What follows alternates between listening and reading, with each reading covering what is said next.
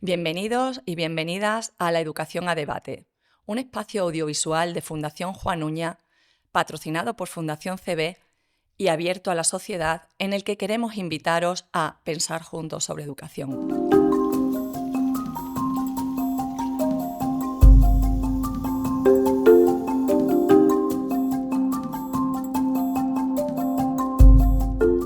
Hola a todos y bienvenidos a esta primera edición de nuestro espacio de debate educativo de Fundación Juan Uña.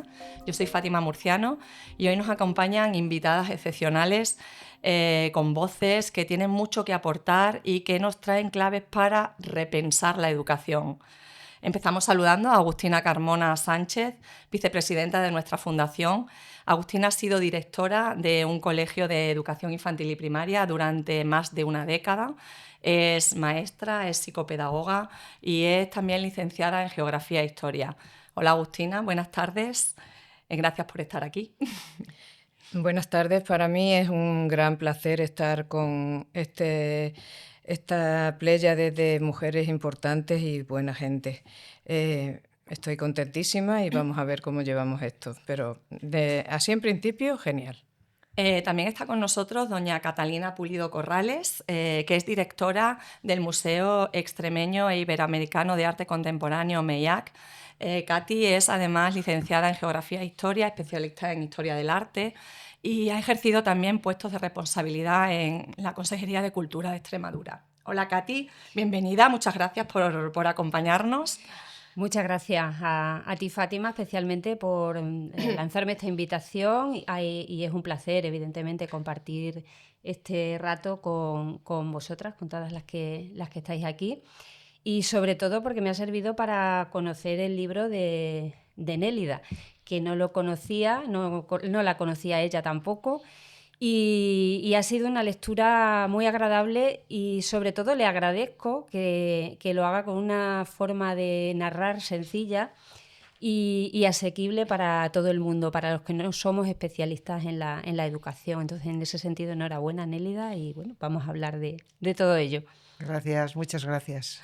Bueno, y por último tenemos hoy con nosotros una invitada muy especial, doña Nélida Zaitegui de Miguel, que es maestra, pedagoga.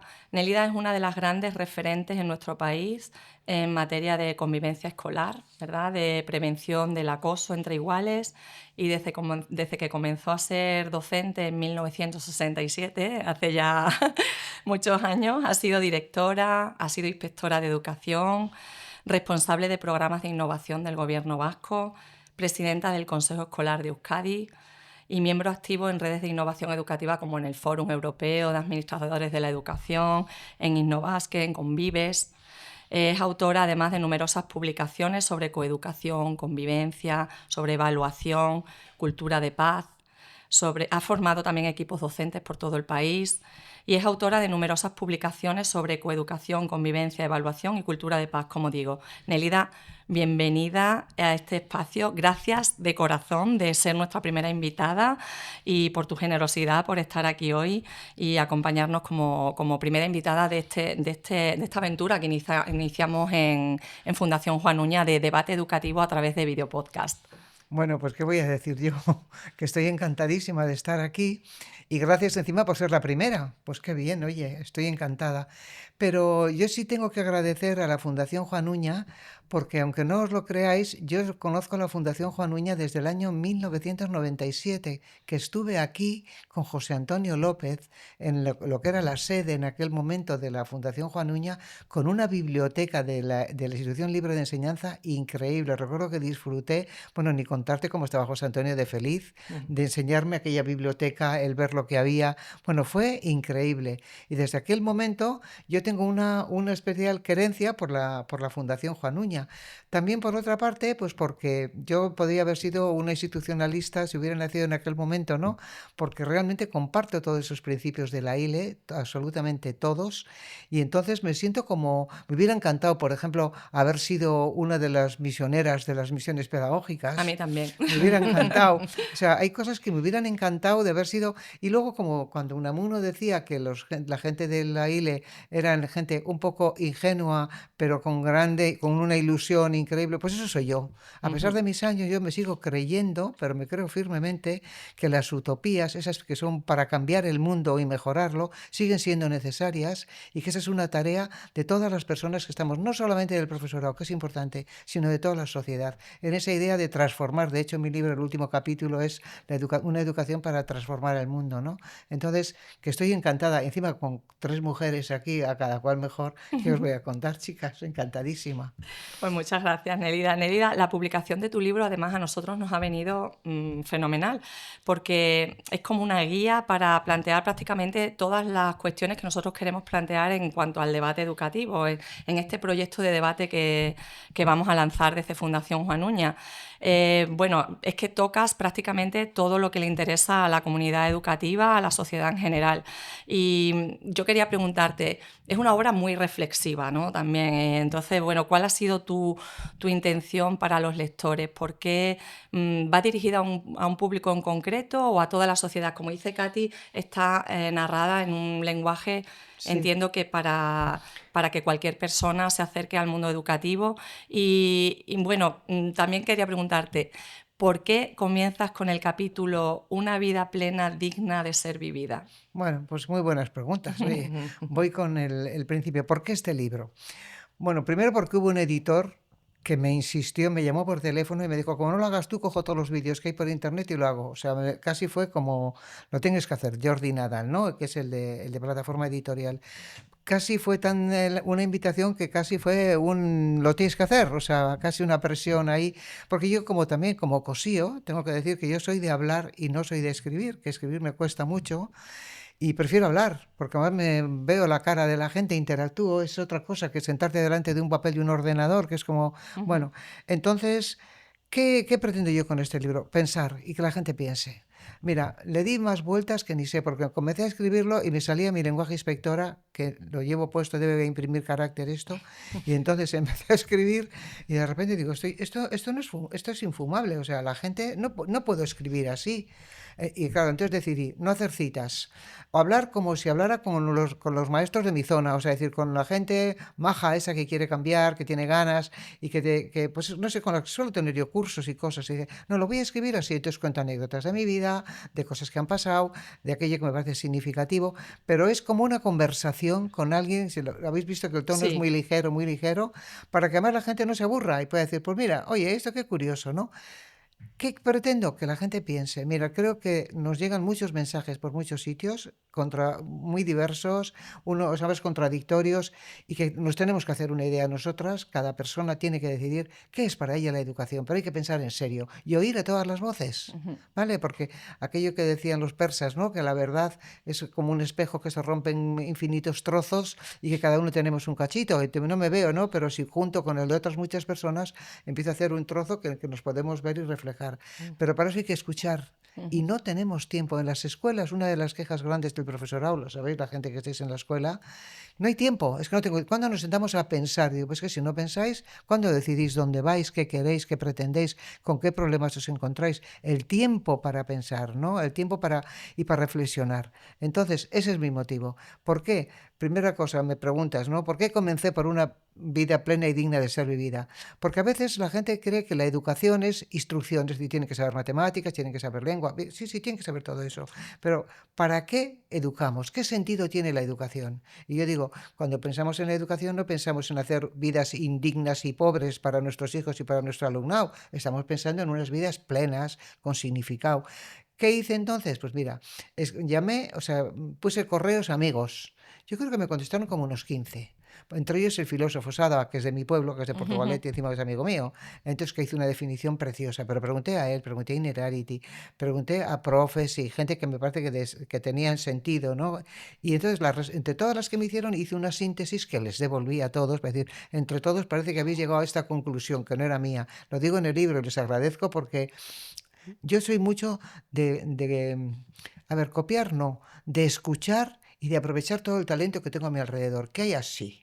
Sí. Entonces, Yo escucho mucho, pregunto, ¿y eso por qué lo dices? Y eso, aprendo, pero no sabes lo que aprendo. Entonces, con esta gente, lo que hice, que fue por correo electrónico y me mandaron definiciones, yo luego las redacté, como eso se editará mañana, pues yo redacté y les dije, a ver, ¿estaríais de acuerdo con esto? Y todo el mundo contestó, sí, sí.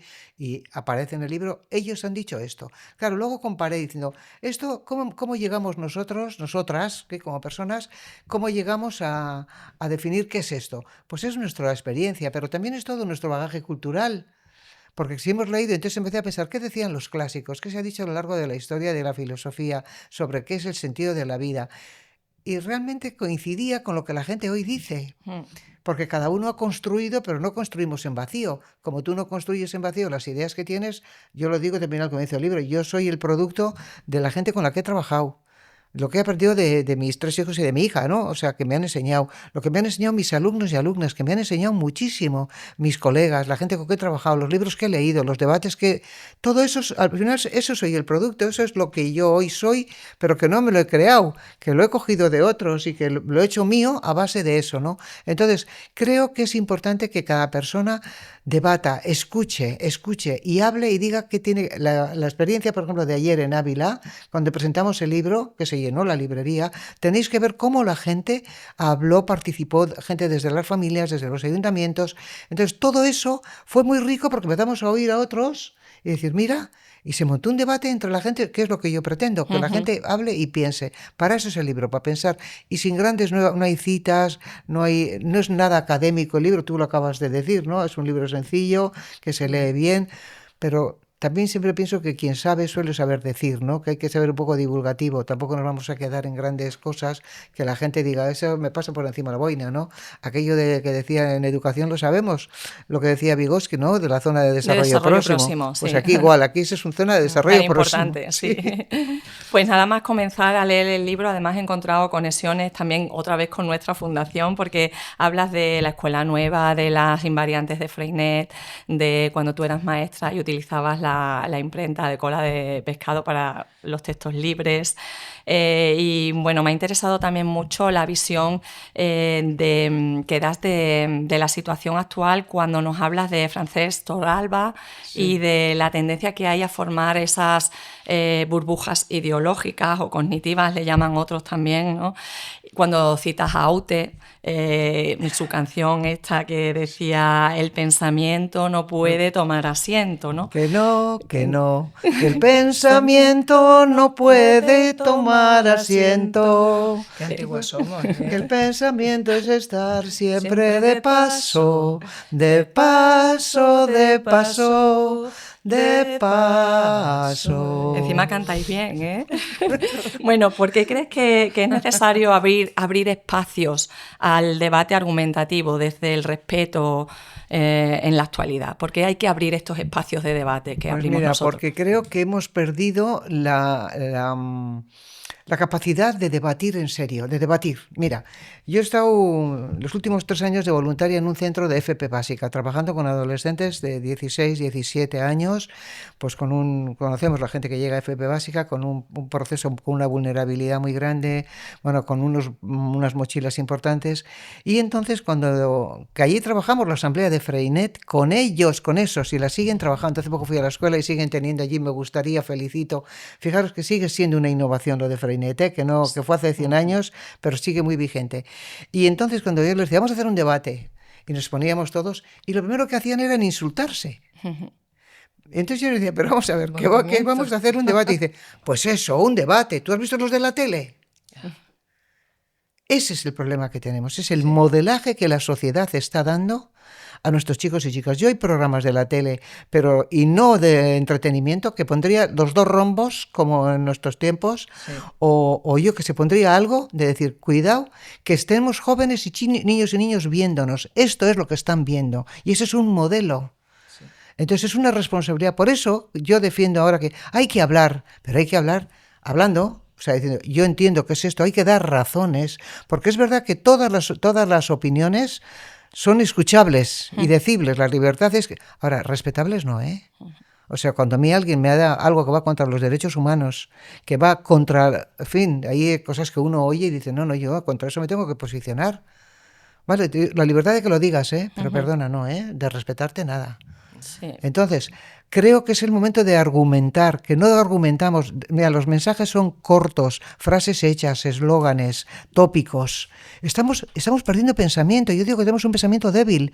No, hay que ir a los argumentos, a las razones, al por qué, en qué me fundamento para decir esto. Claro, el desarrollo también del pensamiento crítico, ¿no? Y de no dejarse llevar por esas burbujas, ¿no? Que realmente haces tuyo una cosa que no tiene fundamento. No, pero ¿sabes qué pasa? Las burbujas de las que yo hablo en el libro tienen que ver que nos juntamos con la gente que piensa como nosotras. Vemos la televisión que es de nuestra línea ideológica o con la que nos identificamos más. Leemos el periódico. A ver, yo a veces oigo cadenas que no oigo, vamos, que son mis antípodas, pero oigo, y dicen cosas de fuste. O sea, porque para empezar, todo el mundo tiene parte de la razón. Y sin embargo, hemos hecho ya... Es decir, yo cuando los políticos habla uno que ha dicho una cosa de fundamento y solo le aplauden los de su partido, no entiendo, digo, a ver, pero el de al lado no se ha dado cuenta que eso tiene fundamento, que tiene sentido, pero es que cuando habla el del otro, los otros tampoco aplauden. Y yo me pregunto, cuando alguien dice algo de fundamento, tendríamos que decir, sí, señor, qué bien. Porque no es que signifique que me quedo contigo para todo ni no sé qué, pero cuando has dicho algo de fuste, digamos que es algo de fuste. Sin embargo, estamos tan polarizados y eso es lo que están viviendo nuestros chicos y chicas. Me pasaba en la escuela. Entonces tienes que decir, no, vamos a hablar, vamos a escucharnos, ¿por qué no? Yo te puedo llevar la contraria y te doy un argumento de por qué y cómo, o de por qué. Yo les decía a mis chavales, ¿dónde lo has leído? ¿Quién lo ha dicho? No, lo he oído por ahí, no sé qué, y tienes que decir, oye, o aquellas cosas de los actores cuando la pandemia que se pusieron, y gente famosa, y tienes que decir, que lo diga esta no significa que eso sea verdad, ¿en qué se fundamenta? Es el pensar, el reflexionar. Eso es lo que yo pretendo, que debatamos, que escuchemos y que nos escuchemos también, porque ya es un tema ideológico, sino tú puedes ser de lo que quieras, pero vamos a llegar a acuerdos, vamos a hablar. Sí, yo creo que el conflicto no es malo, yo creo que el conflicto es bueno y es generador de riqueza de pensamiento y riqueza léxica. No tengo que estar, totalmente de acuerdo contigo. Claro. En algunas cosas sí, en otras no. No me gusta un disco completo de un cantante, me gusta uno o dos, a lo mejor. O ninguno de ese disco y sí del otro.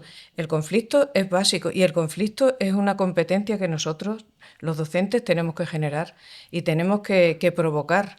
Pero el conflicto en positivo, no la gresca.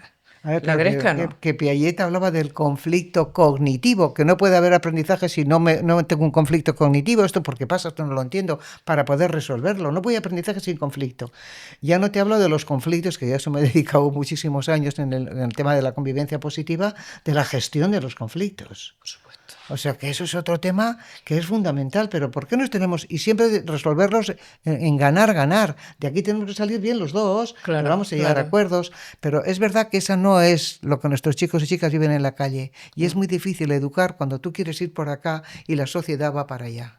Porque entonces vas contracorriente. Por eso yo insisto mucho en que el profesorado reflexione, que las familias, que son un elemento fundamental, reflexione, y que también todo el entorno, sobre todo los entornos municipales más, y las redes, y luego que la gente sepa que educamos siempre, te decía yo a ti hace un momento, ¿verdad, Catalina?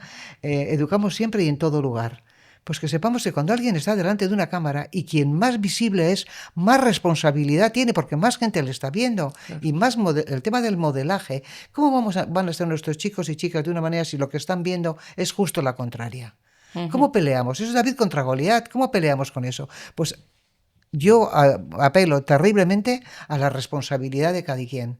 Un futbolista tiene una responsabilidad terrible porque es un modelo, un cantante más. Ya no voy a hablar de los influencers porque ahí tendríamos todo un capítulo gordo para saber qué está pasando ahí dentro.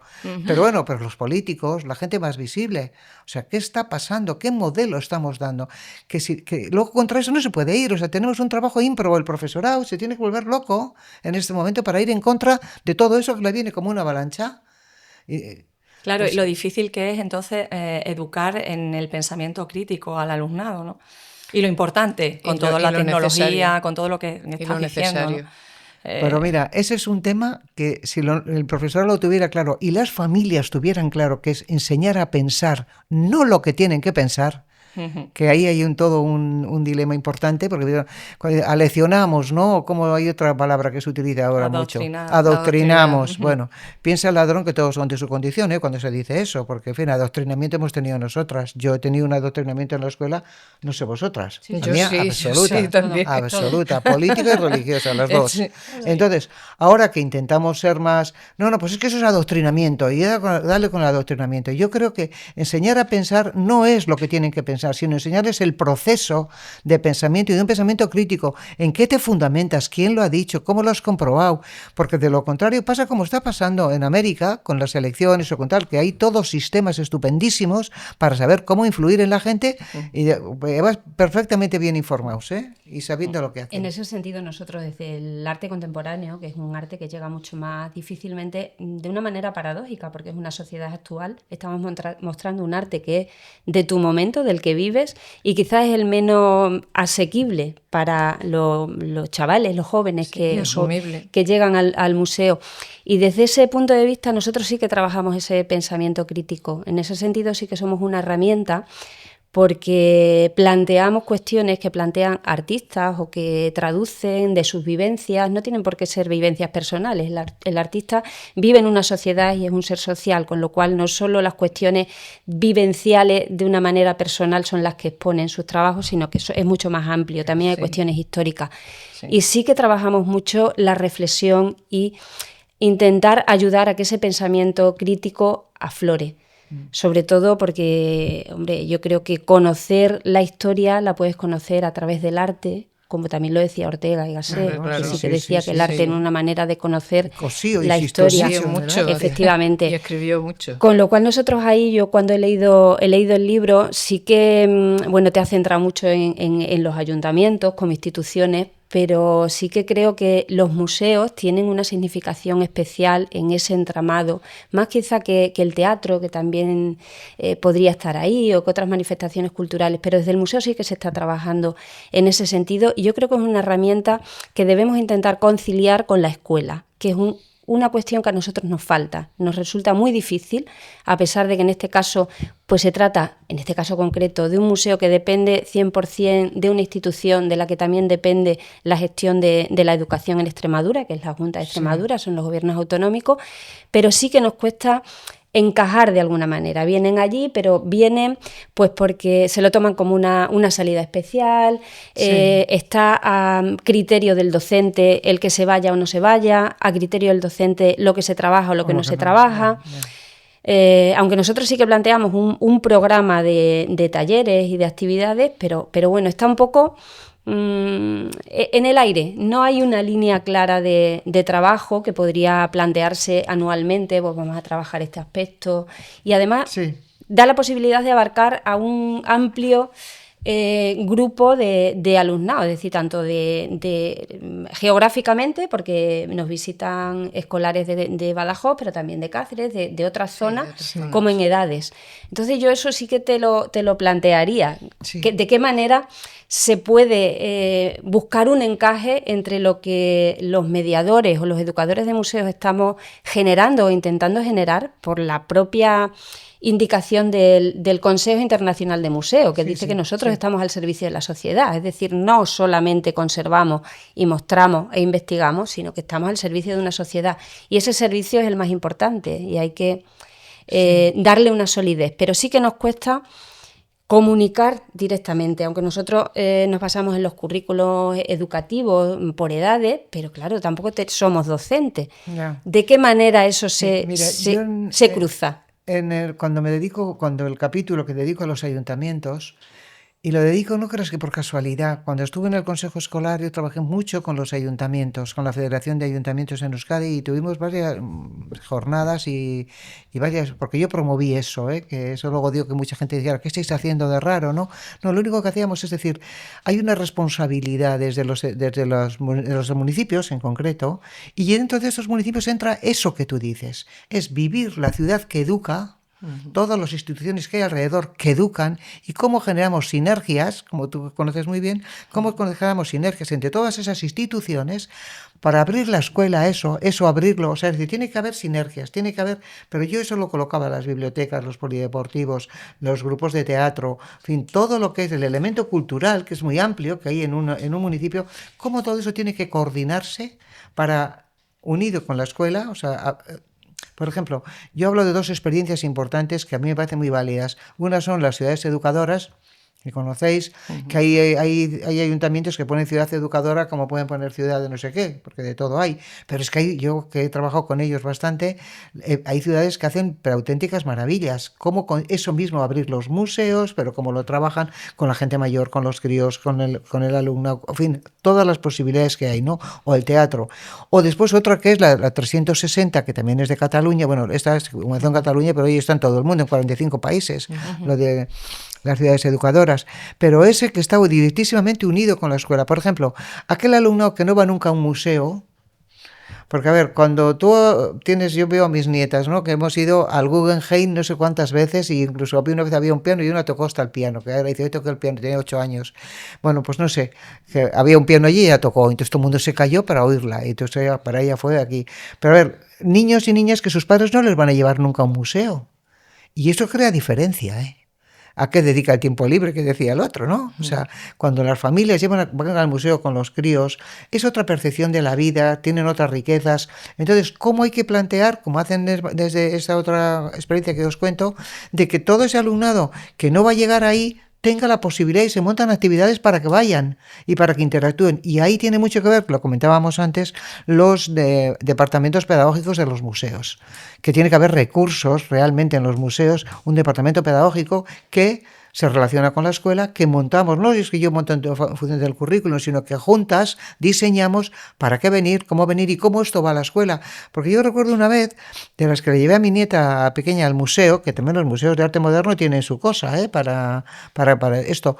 Y había, allí en las escuelas tienen una sala que van artistas van a las escuelas y pintan con el alumnado, y luego en el propio Museo Guggenheim hay un departamento donde están todas las cosas que han hecho el alumnado, ¿no? Y me hizo una gracia porque llegamos a casa, tenía Usue, yo creo que tenía 5 años. Llegamos a casa y me dice, a mamá, Margot Teranoa, o sea, a mamá, voy a pintar. Y se metió al cuarto, se cogió y se puso a pintar como una loca. Porque venía del museo, había visto, y entonces tenía... Eso es lo que hay que promover, pero ahí los ayuntamientos, las otras cosas que, en fin, todas esas redes, esas sinergias que hay que crear. Estoy de acuerdo contigo, totalmente de acuerdo. Por ahí hay que ir, pero desde los ayuntamientos, desde otras que... Hay mucho talento, hay muchas capacidades que no se aprovechan en las comunidades, en los pueblos. Sí, pero no solo desde el punto de vista creativo, o sea, es otra cuestión que los museos sí que lo tenemos claro, que no creamos artistas. Es decir, estamos educando en cierto sentido, y lo que estamos es enseñando pues espíritu crítico, tolerancia, a mirar. Es importante saber mirar, no puedes disfrutar no ya de lo que te encuentras en el museo, sino de algo que veas externamente si tu mirada no la tienes educada en el respeto y en la mirada como tal, ¿no? Entonces, bueno, no solo el tema de que ellos pinten, porque muchas veces es cierto que en nuestro contacto con las escuelas nos dicen, no, es que para que ellos hagan algo similar. Los profesores incluso mantienen eso, ¿no? Que hagan una obra de arte que sea... No, es que no todo el mundo tiene que ser artista, no estamos para eso, estamos para transversalmente tratar todas las temáticas sociales que interesan a la sociedad, para que a través de eso, tomando como herramienta el arte, tú puedas conocer y puedas aprender en otras cuestiones. O sea que eso sí que yo creo que eso está bien planteado, pero claro, sí que nos falta lo que comentábamos antes, pero bueno, hay que ser... No, yo creo que está claro, de verdad, uno tiene que saber dónde va, y eso es importante, lo tienes clarísimo, que quiero, y luego saber que hay que ir con calma, con tiempo, y creando todas las sinergias para poner a todo el mundo en esa dirección. Evidentemente, yo suelo decir sin prisa, pero sin calma, ¿no? O sea, Nosotros desde Fundación Juan Núñez hemos promovido desde hace muchísimos años los proyectos de ciudades educadoras aquí en Extremadura. Y bueno, sobre todo en las ciudades de Zafra, Badajoz y Cáceres. Pero es verdad que no hemos conseguido que cale, no sabemos qué hilos hay que mover, si hay que ser amigo del alcalde o qué, Pero sí es verdad que las iniciativas que hemos tenido se han derivado pues, a personas particulares, a la administración, a los centros de profesores y recursos, pero no ha calado como el proyecto de ciudad educadora que debe ser. Es decir, pertenecer a la Asociación Internacional de Ciudades Educadoras y organizar bien, que tampoco es la agenda cultural del ayuntamiento. No, es mucho no más, lo es es mucho otra, más. es otra. Si entráis en la red de ciudades educadoras, en la web, que la hay en la nacional y la internacional, encontraréis cosas como, por ejemplo, Vitoria-Gasteiz. Es una ciudad educadora, pero de verdad, y hacen unas cosas de participación, de inclusión, o sea, tremendo. Otra que es Avilés, Hospitalet, o sea, estoy pensando en experiencias cercanas, ¿no? Hay cosas muy, muy potentes, pero muy Sí, potentes. Pero también hay mucha gente que es muy bonito poner ciudad educadora y pero luego no, ser más maquillaje, más por el esto que efectivamente. realmente lo otro, ¿no? Porque al final el papel lo aguanta todo y los títulos también, lo que el trabajo y lo que esto es lo que tenemos que mover, ¿no? Y promover, digo yo. Nosotras desde el colegio funcionamos como una mini ciudad educadora porque lo que hicimos fue saltarnos a la torera la mayor parte de las trabas que teníamos. Nuestro colegio cuando le cogimos era un espacio cerrado y lo abrimos. Y pedimos a la familia, porque nuestro centro tiene un 100% de alumnado gitano. Bueno, un 1% son rumanos, pero también son Son gitanos. gitanos, sí. Entonces ellos veían el colegio desde fuera, no participaban, nada. Y nos dimos cuenta que algunas de las madres que se habían caído del sistema educativo habían sido alumnas nuestras. Entonces ellas necesitaban salir de ahí. Y empezamos a generar actividades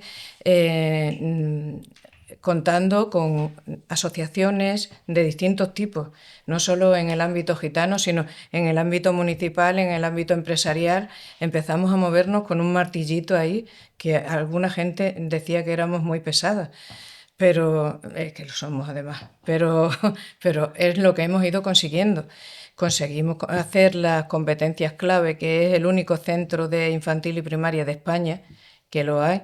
Para ello cogimos, ¿verdad, Fátima? Un gitano viejo de esto de respeto y nos fuimos a Mérida. A un tío, A un lo tío. que llaman ellos, los Sí, tíos. Sí, sí, yo trabajo mucho con gitanos, sí. sí, sí, sí. Y un patriarca se dice aquí. Sí, bueno, pues ahí es el tío también. Y nos fuimos a Mérida y allí nos plantamos con nuestra cara y lo conseguimos. No nos dotaron de ningún recurso. Las clases las dábamos nosotros, dábamos clases de inglés, de matemáticas y de lengua a las madres padres. Organizamos también la autoescuela de Matías, que era para enseñarles a la gente, que muchos de ellos tenían problemas de alfabetización, Para sacar el carnet, el eso carnet, les el motiva. teórico, el teórico. Sobre todo a las mujeres, porque Sí, porque los hombres no tenían tiempo ni... Sí. Y además nosotros, el elemento más perjudicado en la sociedad de aquí de Badajoz y en nuestra zona son las mujeres, está clarísimo. Claro, y en los gitanos Entonces va sobre todo dirigido a ellas, aunque tampoco descartamos la presencia de los hombres. Y organizamos talleres de peluquería e imagen personal, que nos metimos en una deuda tremenda porque compramos todo el material y hicimos una peluquería ahí, pero dentro del colegio, sí, sí, dentro del colegio. Qué bueno.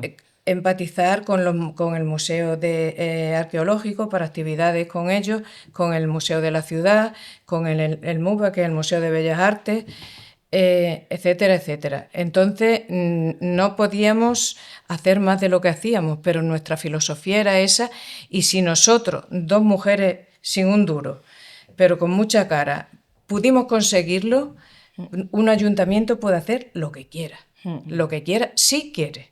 Es Sí curioso quiere. que han pasado por nuestro centro 317 personas adultas en un centro de educación infantil y primaria y bueno, siempre han sido en su mayoría personas del barrio o antiguos alumnos nuestros que han abandonado los estudios luego en la secundaria. Ese es un problema que tenemos, ¿no?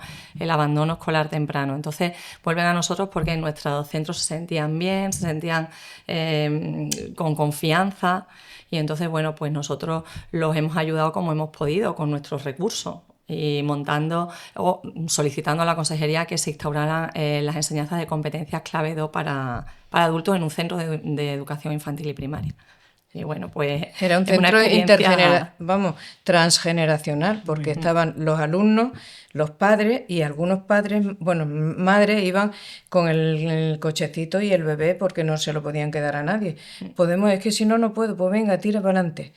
Y así fue como nosotros empezamos a hacer realidad las cosas que nosotros veíamos, pensábamos y sentíamos también como representantes de la Fundación Juan Uñas, porque la ILE no es otra cosa que eso, que es abrir los brazos a la educación, que es la base del desarrollo. Es así. Y empiezas a hacerlo así, poquito a poco, poquito a poco, poquito a poco, hasta que ya se van haciendo cosas más grandes. Y yo creo que eso, si nosotros pudimos, el ayuntamiento, claro que puede. No, todo es querer, evidentemente, y medios hay, ahora hay que tener la conciencia si habéis leído el libro, el capítulo que yo dedico a los ayuntamientos es la responsabilidad que tienen en esto y que desde luego incluso, porque de ahí vienen las preguntas que comienzan, ¿qué puede hacer un ayuntamiento? Pero ¿qué pides tú a tu ayuntamiento en esto, no?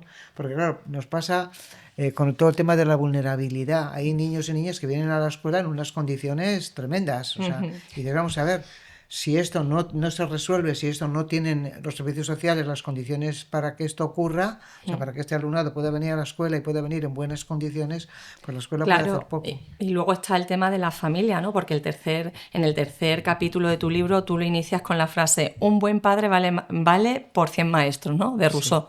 Que Rousseau precisamente no fue un buen padre, ¿eh? Ya conocéis, que mandó a sus hijos al hospicio.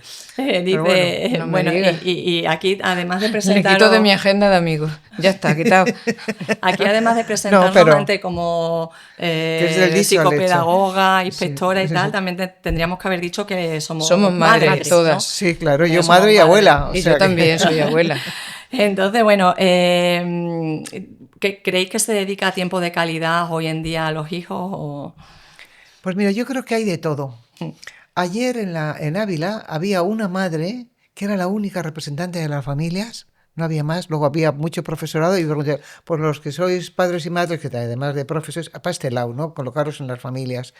Pero esta mujer estaba con dos niños, una niña como de 4 años podía tener y un niño de 2, y estaba con los niños allí. Y entonces tuvo unas intervenciones diciendo el sentido que para ella tenía, de aquí estoy yo trabajando los límites, o sea, y dije, fíjate, una chica joven, con qué fundamento, qué cosas dijo de verdad, desde una familia lo que le tocaba, ¿no?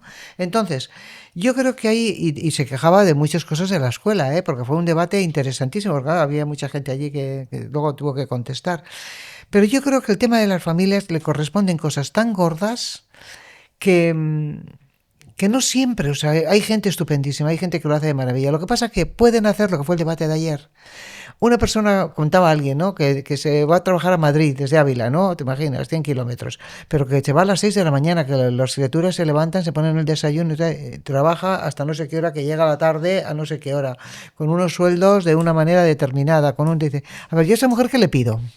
¿Qué le pido? El tema está, mientras no tengamos un tema de justicia social, de unos salarios en condiciones, con un tiempo de conciliación real, vamos a ser serios. Porque claro, además de lo uno, no le voy a decir lo otro. Ahora, ¿qué hace la escuela? Porque fue el debate de anoche, ¿eh? Y entonces, pues la escuela igual tiene que tener espacios, tiempos después de eso, de clubs de deberes, clubs de no sé cuántos, de no sé qué, para que esos niños no estén solos, esas criaturas, niños y niñas, no estén solas, ¿no? Pero es que el tema es muy complejo. O cuando decimos, es el tema cómo incluimos. Y dices, claro, si resulta que aparece un barrio de subvivienda y de tal, donde están todos ahí, entonces, claro, ya es exclusión. Si no hacemos no hay una política de vivienda donde nos mezclemos, donde podemos estar, evidentemente la exclusión ya está hecha. En fin, hay cosas que tocan también mucho más allá de la escuela. Entonces, del poder de las familias. Yo creo que las familias, y mira que le dedico un rato gordo, lo habéis leído, nos tenemos que plantear muy seriamente el tema de los límites, que el profesor se queja muchísimo de que vienen con un grado de impulsividad. Hay que poner límites, de verdad. O sea, no podemos dejarles blandiblues, o sea, que ala, lo que quiero. El tema de la comunicación no violenta, que es otro tema importantísimo. Aprender a comunicarse en casa y en la escuela, por supuesto, pero la disciplina positiva, que es otro de los temas. Claro que hay que tener disciplina. Yo nunca diré que no, pero ¿qué disciplina? Y cómo se lleva a eso, ¿no? Valorando, queriendo, viendo lo bueno de cada una. O sea, entonces, claro, hay cosas que las familias tienen un papelón importantísimo, pero ahora saben muchas veces no saben. Otra persona, quieren, pueden, porque aquí en el pueden viene otra, ¿eh? Quién puede y cómo puede. Entonces, de todo eso tenemos que ser conscientes. Y ahora la escuela, con todo eso que está ahí, ¿qué puede hacer para compensar? Porque muchas veces es compensar, la escuela compensadora de desigualdades, que se ha dicho siempre, la escuela, Sí. pues ¿qué puede hacer la escuela? ¿Y qué puede hacer unida con el ayuntamiento? Que es lo que hacen con las escuelas de 360 en Barcelona, ¿no? O en Cataluña, no solo en Barcelona, donde se juntan y se buscan espacios para llevar a museos, para deporte, para no sé qué, todo ese alumnado que de otra manera no tendría. Ahora, fijaros que el tema es complejo, ¿eh? Es Sí. complejo. Y luego hay otra cosa. A mí no me gusta nada, lo mismo que cuando viene con el profesorado. A mí no me gusta la palabra culpa ni culpabilizar a nadie, ¿eh? Por favor, no. Creo que soy yo y mi circunstancia, y solo si mi circunstancia cambia puedo cambiar. Eso, que no nos quedemos con la primera frase, la primera parte de la frase de Ortega y Gasset, sino la segunda. Solo si mi circunstancia cambia puedo cambiar. Sí. Cuidado, porque Es que el contexto sigue siendo Exacto. muy determinante. O sea, Es así. nosotros lo vemos Y muy un polarizado. montón en nuestro centro, es que es así. El contexto determina todavía, el contexto sociocultural y económico determina mucho. Sí.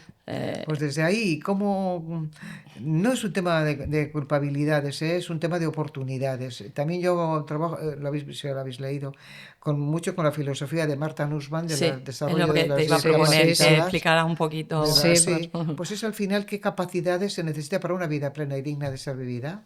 No es que sepas muchas matemáticas, mucho no sé qué, ni que sepas, hay cosas que ella dice, saber matemáticas, una de las competencias, que ella no las llama competencias, las llama capacidades, que me da lo mismo, pero la capacidad de pensar, la capacidad de querer, la capacidad de jugar, la capacidad de reflexionar, todas esas capacidades que ella las plantea en 10 son las que pueden hacer una vida plena, de verdad, de sentido, de encontrar sentido a la vida, de encontrar que yo tengo, esta es mi vida y tiene este sentido, y para eso hay que desarrollar las competencias, tanto las que se supone que son de mías personales como las que son de integración con otras. Y yo ahí añadiría una cosa, y es que tiene mucho que ver, porque estoy últimamente muy pesada con esto, pero mirad, vivimos en una sociedad donde hemos funcionado y por desgracia seguimos funcionando y discutimos sobre esto. Venga, decid lo que opináis, para que no sea solo una cosa que a mí se me ocurre. Pero mira, creo que en la sociedad en la que vivimos se ha fundamentado en 3 paradigmas. Un paradigma no es más que la manera de entender y ordenar el mundo en función de eso que entendemos. ¿De acuerdo? Uno, en primer lugar, ha sido el paradigma de la acumulación, el tener y tener cuanto más mejor. Hay que tener un sueldo de miedo, 2 coches, casa de veraneo, en fin, el tener, pero por el hecho de tener, de acumular, ¿no? El sentido de acumulación. Otro es el tema del éxito, ser el primero. Tener, o sea, el éxito en ese concepto, da igual ser el primero, uno de estos, como un influencer que dice unas cosas que te mueres y tiene no sé cuántos seguidores. Y dices tú, pero vamos a ver, pero ¿cómo es posible? Tiene un éxito de miedo. Y dices, bueno, a ver aquí quién estamos dando. O un cantante o un no sé quién. ¿Qué es el éxito? O tú y yo, ¿eh? Y queremos que nuestros hijos sean los primeros. Hay que ser el primero. ¿Por qué el primero? ¿Por qué no el segundo? Otro paradigma es el paradigma del éxito, el poder. O sea, el poder, ¿no? Que no hemos hablado de ahí. Hemos ido a la acumulación, el éxito y el poder de ser poderoso en lo que sea, mandar, tomar decisiones. Son los paradigmas con los que hemos funcionado hasta ahora. Eso son los paradigmas que hemos tenido en la cabeza, que hemos ordenado el mundo en función de eso, la educación, la sanidad, todo en función de esos 3 paradigmas. Eso es por lo que estamos aquí hoy y ahora. Y yo digo, para este viaje no hacía falta alforjas, porque estamos aquí. ¿Qué nos está ocurriendo? Que necesitamos un paradigma diferente. Y ese paradigma es la ética del cuidado, que es un paradigma tremendamente innovador que implica poner a las personas en el centro de todo lo que hacemos. Ponerlo en el centro. Es decir, son las personas y sus necesidades lo que importa. Y yo planteo, tú que has sido profa de infantil, ¿no? Y en un centro, o tú, planteas y dices, si desde infantil enseñáramos a los niños y a las niñas a cuidarse, yo me tengo que cuidar, tengo que saber lo que me hace sentir bien, lo que me gusta, lo que puedo hacer, desarrollar mis posibilidades, a cuidarme, pero a cuidarme y cuidar a los que tengo alrededor. Que eso empezamos, yo me cuido pero te cuido, y es la ética del cuidado. Y luego el cuidemos la casa común, es el medio ambiente, el entorno, el agua, el no sé qué, todo lo que queráis, cómo cuidamos las condiciones de vida en que nos movemos.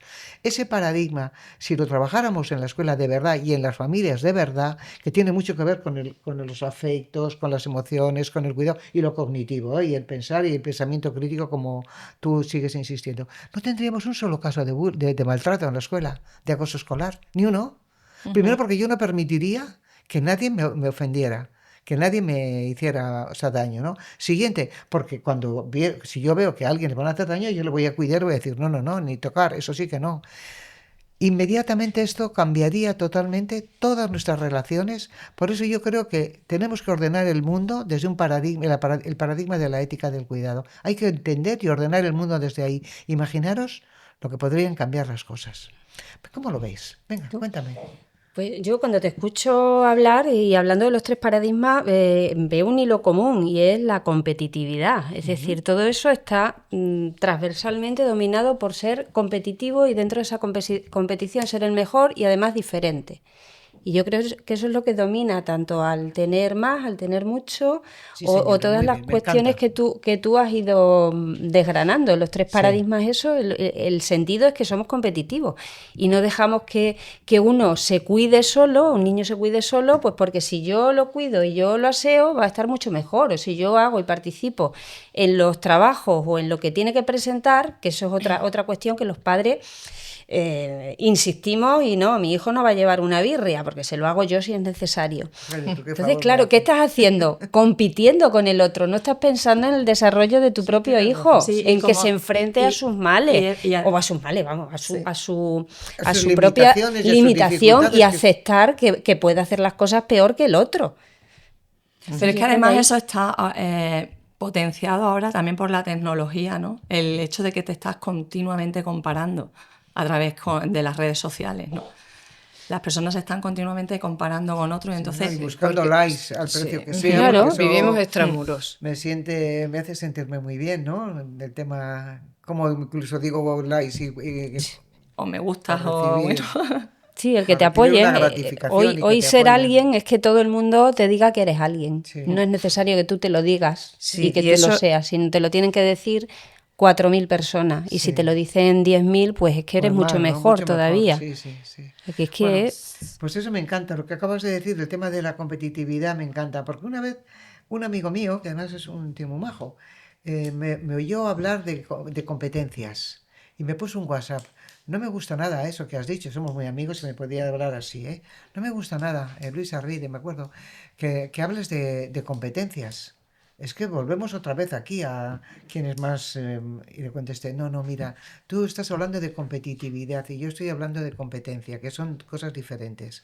Porque el competitivo es el que es, yo voy a ser el primero, que me ha gustado cómo los has relacionado, ¿eh? Me parece interesante. Pero el competente es el que es capaz él de afrontar todo eso. No confundamos competitividad con competencia, ¿vale? Ser competente es otra cosa. Y me contestó, perdona, pero porque no había entendido que yo hablaba de competitividad. Yo no estaba hablando de ser competitivo, estaba hablando de ser competente. Competente para resolver todos los problemas del tipo que sean, ¿eh? Sean afectivos, sean de comunicación, sean en el curro, sean de lo que sea. Pero es una persona competente, capaz de resolver adecuadamente todos los problemas que se le presenten en la vida, ¿no? Que no tiene por ser competitivo, ¿eh? Que va, todo lo contrario. sí, ser competitivo en el sentido positivo está muy bien, porque te ayuda a superarte. Ya. Pero no tiene que ser una competitividad basada en que te tengan que ayudar o te tengan que imponer determinadas cosas porque tú no eres capaz de llegar. O sea, Ya, hay que bueno, o que la aceptar. meta sea sencillamente ser el primero y mejor que No, es que otros. eso no puede O ser. sea, ahí y me paso por encima de todo el mundo, ¿no? O sea, ahí, en fin, Y además la familia o mis padres lo hay gente que lo contribuyen, plantea. Eso, por eso te contribuyen digo que que no seas. es que han sido hasta ahora, es que en muchas ocasiones siguen siendo. O sea, que eso sigue funcionando. Y luego hay otra cosa, no sé en qué ayuda esto al desarrollo personal de los niños y niñas, ¿eh? No ayuda. no Primero porque ayuda nada. es meterles en una tensión y en una presión de Sí, determinadas sí, cosas sí, cuando sí, las sí. cosas son de otra manera. Hagamos que la gente se desarrolle con tranquilidad, conozca sus dificultades. Por eso también en el libro hablo de todo el planteamiento de Carol Dweck, ¿no? Que si lo habéis leído, mira, Carol Dweck es muy bueno. Nació el mismo día y el mismo año que yo. Anda. Sí, yo la leía muchísimo porque me encanta, me encanta. Es una psicóloga de Stanford, bueno, de la Universidad de Stanford, ¿no? En California. Estuve una vez allí. Y entonces yo la leía mucho porque me parece que hizo unas cosas de un fundamento, un día leyendo una entrevista que además lo hicimos para la revista que yo dirigía, para la Organización y Gestión Educativa, le dimos una entrevista, y entonces cuando dice el día que nació, digo, mira, somos las dos Libras, y es que yo no me creo mucho en eso, pero bueno, que era muy curioso, el mismo día y el mismo año habíamos nacido. Bueno, es una anécdota tonta. Pero esta mujer, cuando habla de las mentalidades de desarrollo, las mentalidades de éxito, es interesantísimo que nuestros hijos sepan, nuestros hijos e hijas, o sea, las criaturas, sepan que no es que eres muy inteligente, eres muy no sé qué, no, estás en proceso, y que cuanto más desarrolles, más inteligente vas a ser. Cuando te enfrentes a problemas, eres capaz de resolverlos. Cuando te enfrentes, tengas que aprender unas determinadas cosas. Y eso no es porque eres muy listo, es porque te lo curras y porque lo piensas y porque le das vueltas. Eso desarrolla toda una mentalidad de desarrollo que es a lo largo de la vida. Ella hizo estudios longitudinales durante 40 años siguiendo a gente, y entonces se dio cuenta que aquella gente con mentalidad de desarrollo triunfaban a nivel personal, a nivel profesional, mientras que los de mentalidad de éxito, esos que se creen listos. Por eso cuando a alguien le decimos a un niño, ¿qué inteligente eres? No. Primero porque vas a ser la inteligencia se desarrolla en la medida que la practicas. Cuanto más la practicas, más inteligente vas a ser. Entonces es cuánto te has esforzado, oye, qué bien esto, ¿no? Joder, te lo has currado, ¿eh? ¿Has visto cuánto tiempo te ha llevado? Qué bien, ¿no? ¿Y estás contento? Vale, pero lo que hay que valorar es precisamente el proceso de hacer todo eso, no Entonces nunca jamás en esas cosas que decimos, queriendo trabajar la autoestima de alguien, que listo eres, que guapo eres y que eres, no, estás en proceso, y cuanto más hagas, más vas a desarrollar la inteligencia. Lo dice todo el mundo, ¿no? Cuanto más la usas, más crece. Sí. Lo que pasa es que hay que dar las oportunidades también para que crezcan. Y cada niño se desarrolle al máximo de sus posibilidades, ¿no? Como dice... Sí, porque a ver qué pasa con los niños que tienen altas capacidades. Son niños que han tenido la suerte de nacer con una inteligencia excepcional, y que ahora la tendencia general que hay es que todo se homogenice, que todos seamos iguales. Las respuestas que da la administración, los padres ya se pueden montar la historia. Se ha tratado mucho con la influencia de la familia, porque cuando empezó a tratarse la diversidad con los niños con discapacidades, fueron las reuniones de padres las que empezaron a mover el tema hace ya muchos años. Pero con las altas capacidades no pasa eso. Nosotras tres creamos la primera asociación de apoyo a los niños con altas capacidades que tenía Extremadura. Si esos niños y otros 200 y pico niños que forman parte también de la asociación A3C se llama, han tenido modificaciones en la escolarización, etcétera, etcétera, ha sido porque madres, padres se han movido, pero la sociedad no, y las instituciones tampoco. Entonces, de acuerdo, que podemos hacer muchas cosas y que se puede hacer y que se dictan leyes, etcétera. Pero si no se mueve por la iniciativa de las madres a las que les duele realmente el tema, no se hubiera movido ni hubiera estado un poco en candelero. Nélida, tu libro está lleno de preguntas para reflexionar. Por ejemplo, ¿cuáles son los aprendizajes necesarios para una vida plena y digna de ser vivida? ¿Cómo se aprende?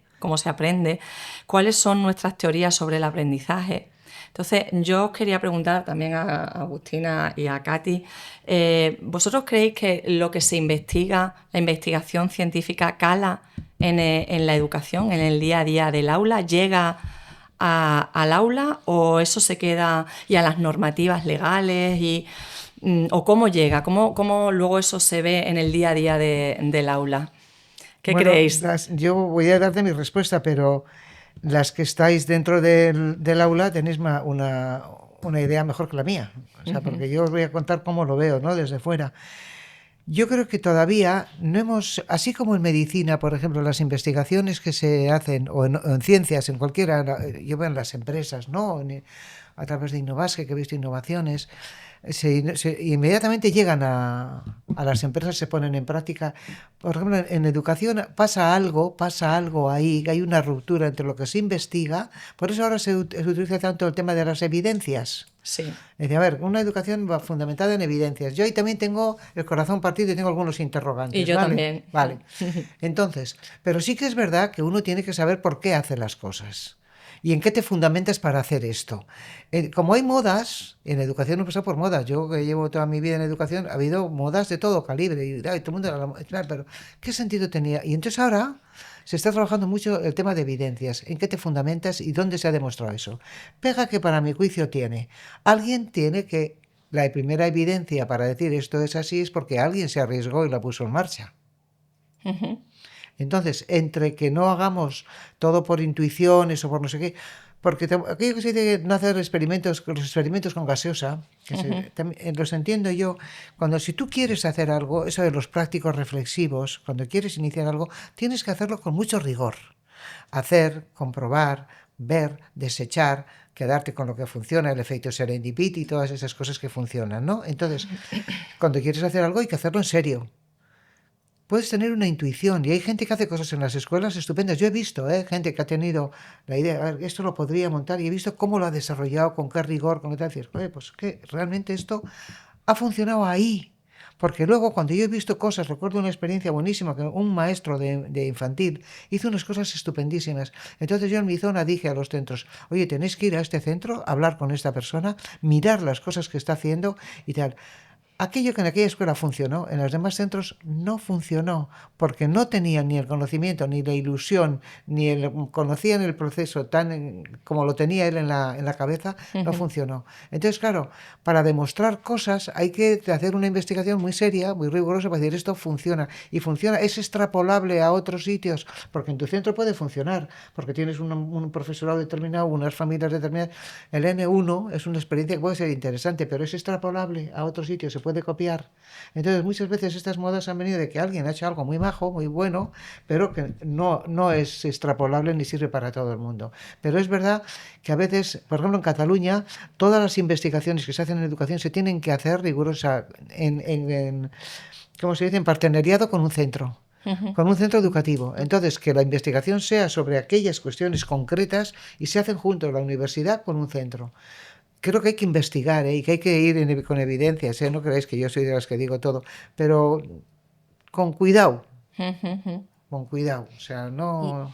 ¿Y no crees que hay mucha reticencia por parte del profesorado a introducir modificaciones o esas experiencias nuevas? Sino que creen, porque yo sí que por propia experiencia como madre, lo de los experimentos con gaseosa me lo ha dicho a mí un profesor, un maestro, diciendo, no, vamos a hacer eso con el niño. Si yo llevo aquí 50 años enseñando y esto me funciona muy bien, yo no tengo necesidad de cambiar. Es decir, hay un muro ahí con respecto a innovar y dice, no, si esto me está funcionando muy bien, pero ¿cómo está probando que está funcionando muy bien? Que va un poco en relación con lo que tú estás comentando.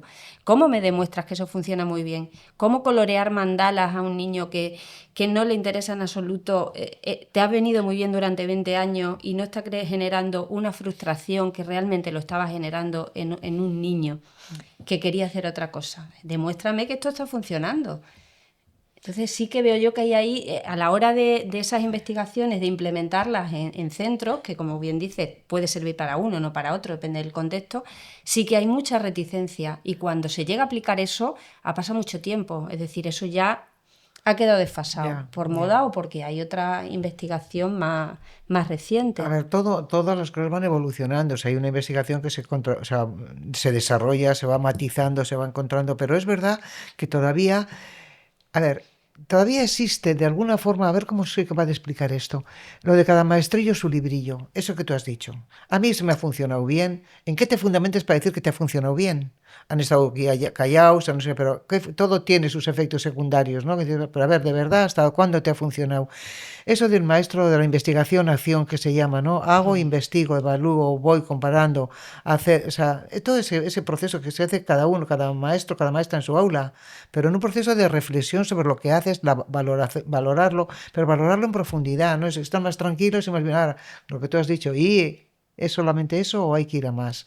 Luego, todavía en educación funcionamos mucho, eso, pues eso me funciona. Hay unas resistencias al cambio también muy grandes, ¿eh? O sea, eso de... Parece que dicen, no, ahora otra moda. Dice, no, espera, ¿es una moda o no? Porque también hay modas, ¿eh? Y por eso es importante que haya tiempo en las escuelas para sentarse y decir, ¿por qué metodología? Mira, se hizo una investigación en el Instituto Vasco de Evaluación e Investigación, en el ISEI-IBEI, Y fue muy curioso porque se trató de encontrar los 32 centros salieron, los más eficientes, ¿no? En cuanto a resultados, en cuanto a clima escolar, bueno, había. Y curiosamente no se encontró una uniformidad metodológica. Porque hay otras variables, se consideró en el estudio que había variables más importantes como es el compromiso docente, como es el trabajo en equipo, como es el saber dónde vamos. Entonces, que lo metodológico no era algo que diga, todos tienen, sí había elementos de trabajo en equipo, de compartir marcos conceptuales, había otro tipo de cosas, ¿no? Entonces, la educación es un tema, es muy complejo, ¿eh? Es muy complejo porque influye la relación personal de una manera importantísima. Influye lo que tú tengas en la cabeza, lo que tu alumnado entienda que quieres conseguir, lo que quiere él, además que todo eso sea significativo y cómo lo devuelven. El tema de la evaluación, por ejemplo, es un tema fundamental. Que no confundir evaluación con calificación es una de las cosas tremendas que se suele cuando la evaluación es que el alumnado sepa y con ese feedback y ese forward, que es decir, cómo de aquí en adelante hay que hacer para mejorar tu aprendizaje y cómo trabajamos desde ahí para que el alumnado sea el sujeto real de su aprendizaje. Que eso madura, eso da unas herramientas terribles. Sin embargo, pues yo diría ahí, por eso les recomiendo que se lea a John Hattie, que conocéis, que ha hecho un montón de evaluaciones de muchas evaluaciones en todo el mundo y tiene cosas interesantísimas como qué es lo que más influye en el rendimiento del alumnado y lo que más influye, por ejemplo, la repetición, supone 8 meses de retraso cada año de repetición. O sea, es absolutamente contrario. Y fijaros cómo repetimos y con qué alegría lo llevamos adelante. Entonces, esa es una. Pero otra, para él, lo más importante es el feedback. Sí. Entonces, por eso yo recomiendo en el libro, hay que leer a John Hattie, una que es el aprendizaje profundo, porque también, ¿qué entendemos por aprender? Que el aprender es modificar nuestras redes neuronales, nuevos contactos, para que cuando tú aprendes el cerebro, Einstein lo decía, cada vez que tú aprendes, tu cerebro cambia. Y ahora los neurocientíficos no os cuento ya cómo lo dicen, cómo son nuevas redes neuronales que se hacen más ágiles, más complejas. En fin, son esas cosas sobre las que hablamos todo el día y que es bueno, por eso yo hago esas preguntas. ¿Qué es el aprendizaje? ¿Cómo se aprende más y mejor?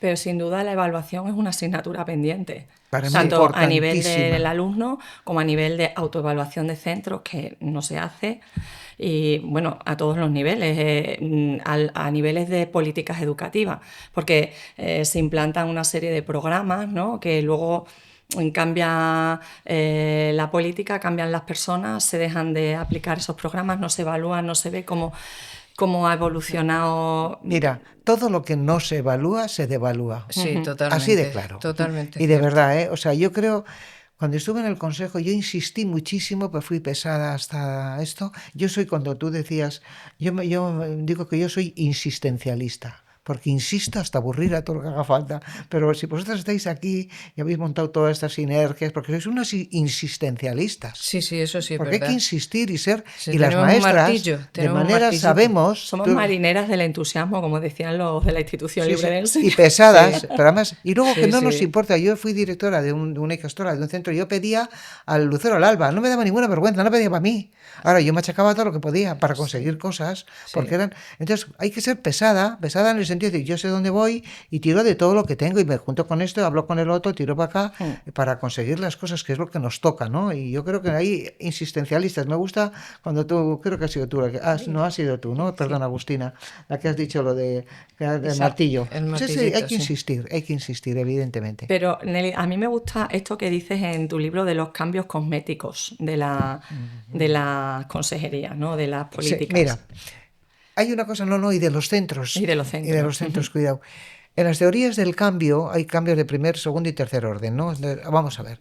Y hay un cambio que es el hacer que se hace. Entonces, tú llegas, y es que, por ejemplo, a mí la LOCSE me pareció una ley, de verdad, a mí me pareció estupenda. La LOCSE. Le faltó financiación, ¿no? Sí, le faltó muchas más cosas. Le faltaron muchas cosas. Sí, pero una república sin republicanos fue. Exactamente, exacto. Bueno, pero a ver, yo recuerdo la LOCSE, que a mí me pareció una ley, quizá porque respondía a lo que yo estaba haciendo en la escuela.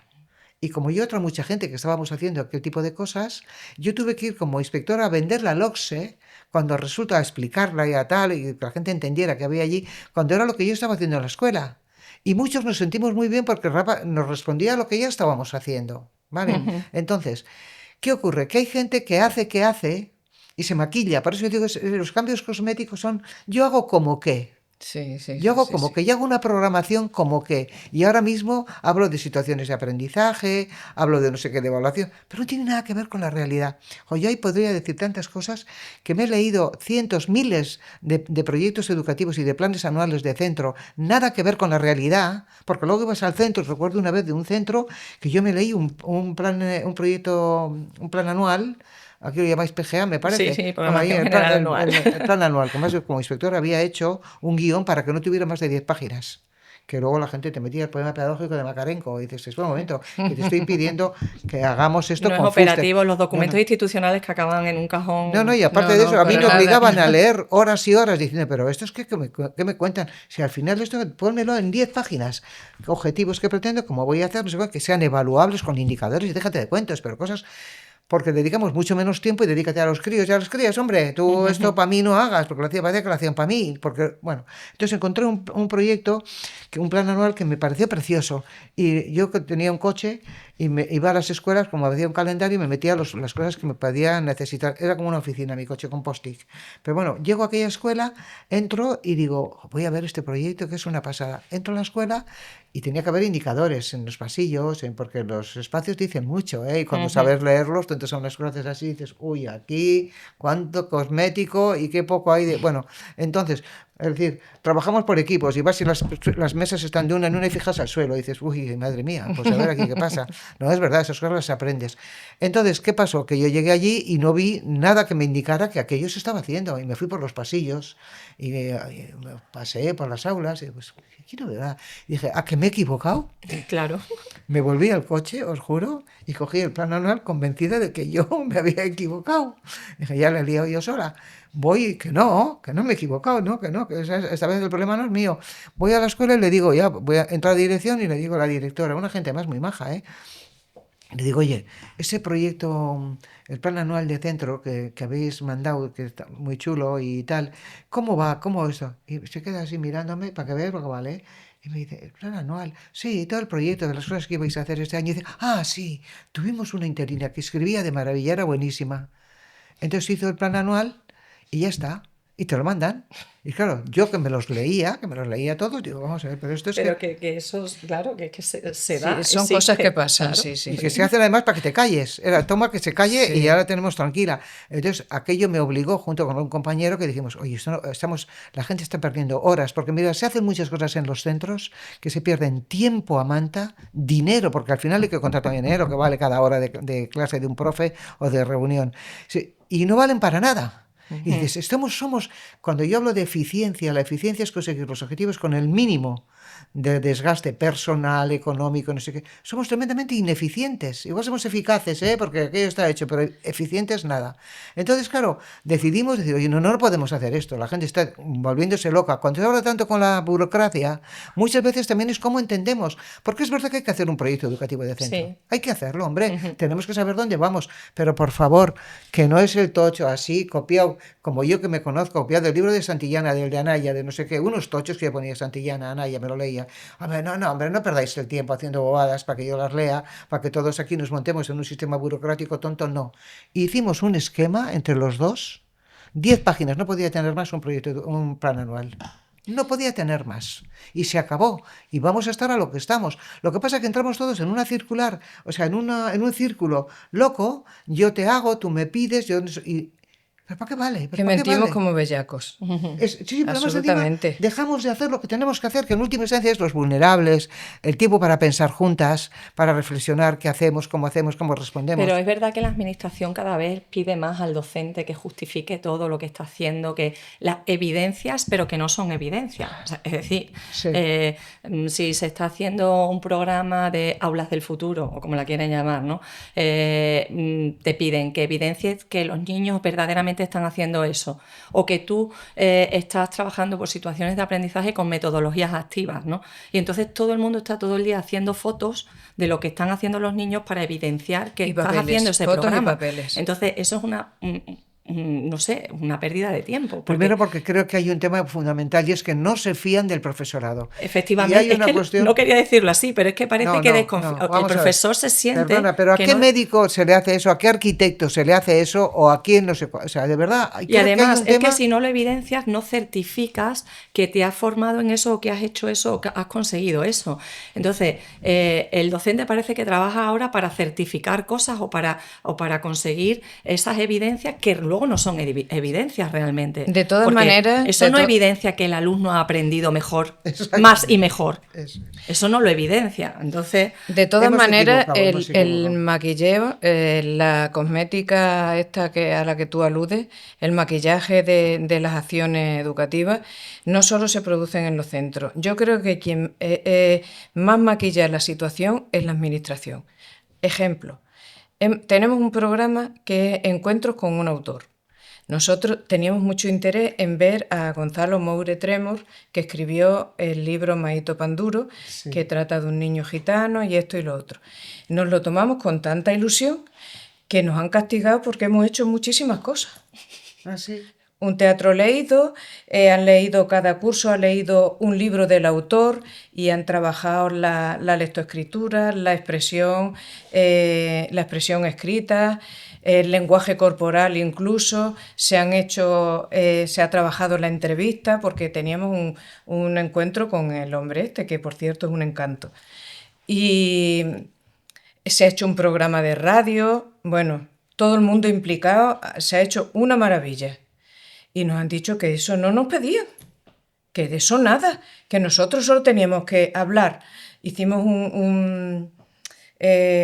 muchísimas reuniones de todo el claustro para hacer las cosas. Nos coordinamos con otros programas, con el programa Educalectura, por ejemplo, con el PROA, en fin, para hacerlo óptimo y productivo. Y los niños encantadísimos. Así que el hombre, vamos, después de todo esto, el hombre les ha mandado un libro a los niños, les ha escrito una carta preciosa y nos han dicho... ¿Qué os han dicho? Que eso no se hace, que solo teníamos que poner, que nos hemos pasado 3 pueblos. Eso es que yo era la coordinadora del programa. Bueno, ha sido en concreto dentro de las asesorías que llevan. Vamos, por favor. De profesor y recursos.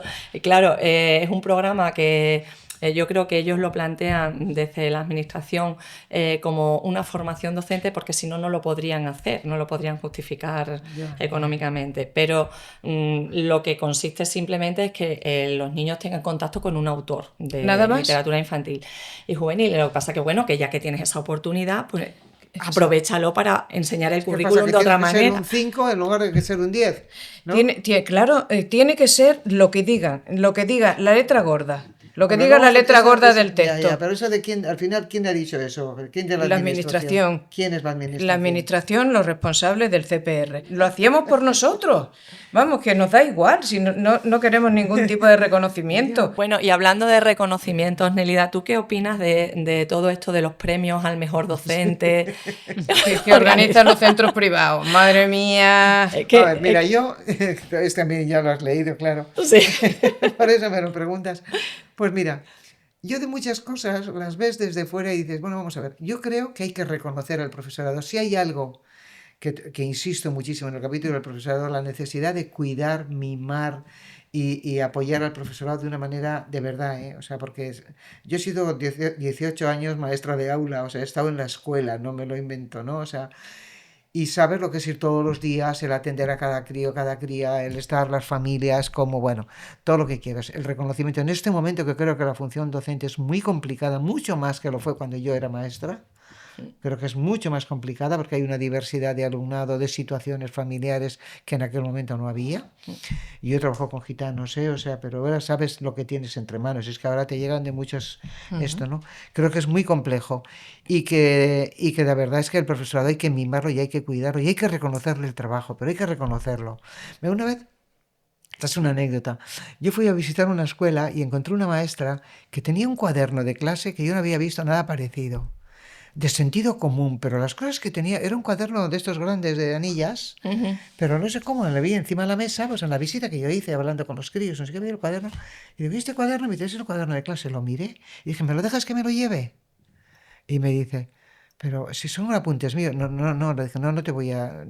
¿me dejas que me lo lleve? Y me fui al consejo de inspección y saqué el cuaderno y dije, a ver, chicos, chicas, un consejo de inspección, todos los inspectores y inspectoras allí, mirad, he encontrado este cuaderno. Bueno, se rieron todos de mí de mala manera, como diciendo, esta ingenua loca que nos viene con un cuaderno de una maestra. Digo, pero ¿os habéis dado cuenta de lo que hay aquí? Fijaros cómo dice, era de verdad una pasada. Bueno, pues aquella mujer, yo volví y le dije, mira, yo no soy nadie.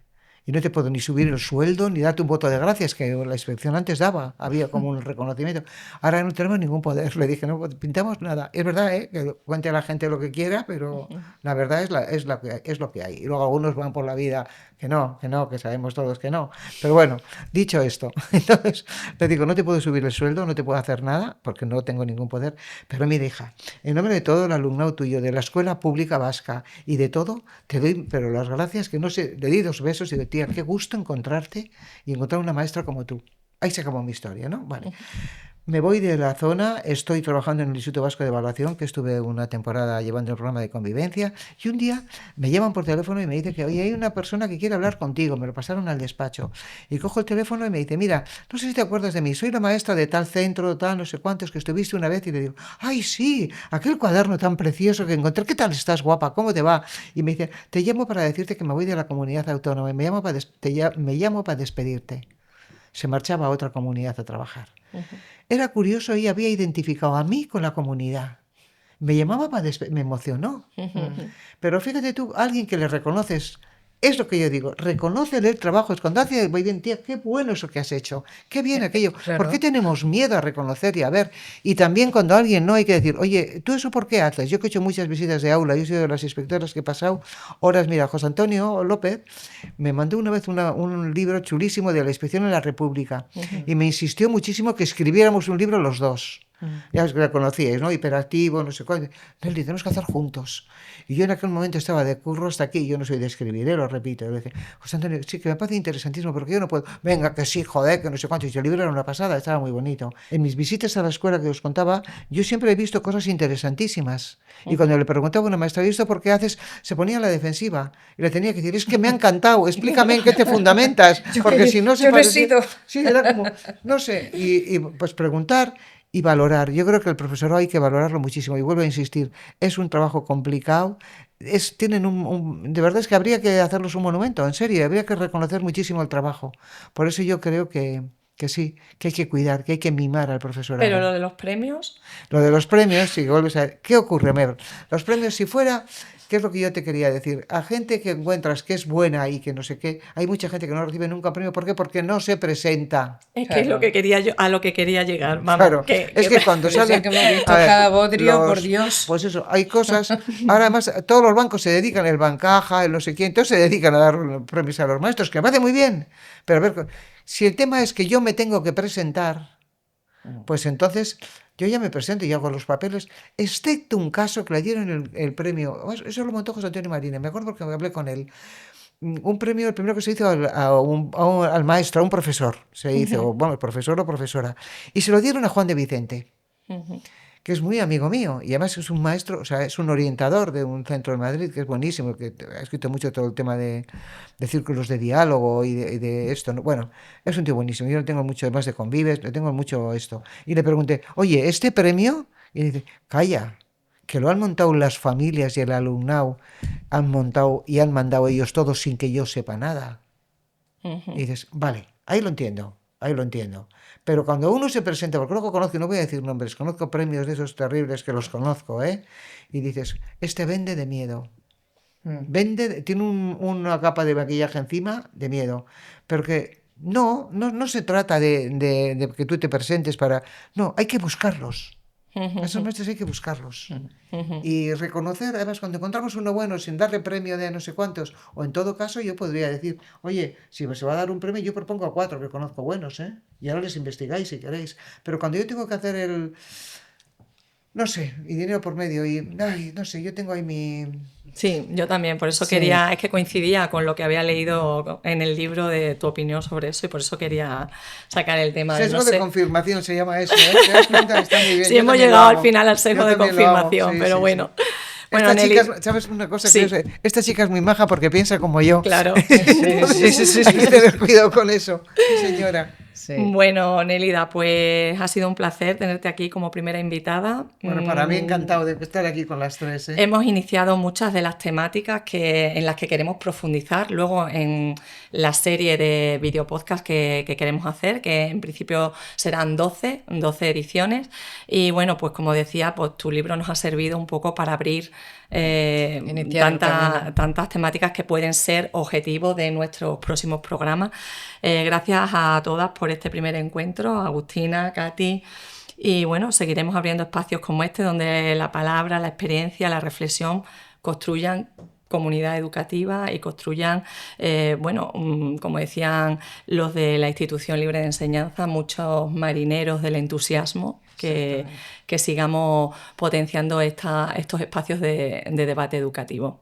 Y la pasión convence. Cuando nos creemos las cosas de verdad, convencemos y contagiamos. Yo estoy convencida. Muchísimas gracias, chicas. Gracias a ti. Un gustazo estar con vosotras. Igualmente.